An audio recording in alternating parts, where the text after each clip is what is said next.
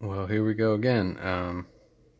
So I remember I made a video about this a number of months back with a Hackintosh Mojave system with supposed graphics acceleration using an Nvidia card by spoofing the web drivers to engage on a unsupported operating system.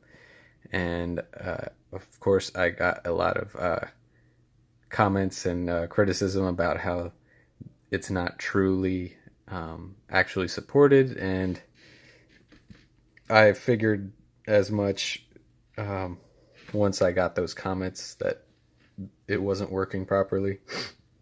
So here we are again with a different card, not as powerful, but lower price.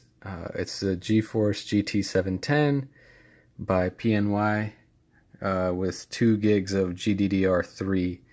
Actually, not GDDR3, just DDR3 memory. So, quite a step down in terms of, sorry about the noise, in terms of actual raw power, but in terms of compatibility with Hackintosh and Mojave, it is much more suitable.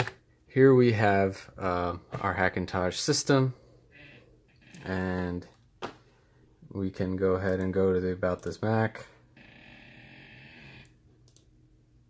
And if I can get my camera to focus, you can see I'm running the Nvidia GeForce GT 710.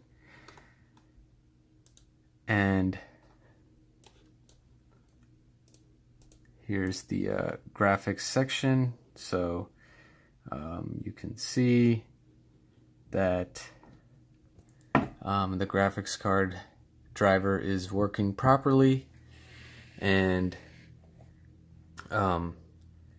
this card, I was reading online in forums, is basically one of the lowest model GeForce or Nvidia cards that will work because it supports the metal architecture. So I'm not actually using the web drivers or anything. These are just the default Apple display drivers.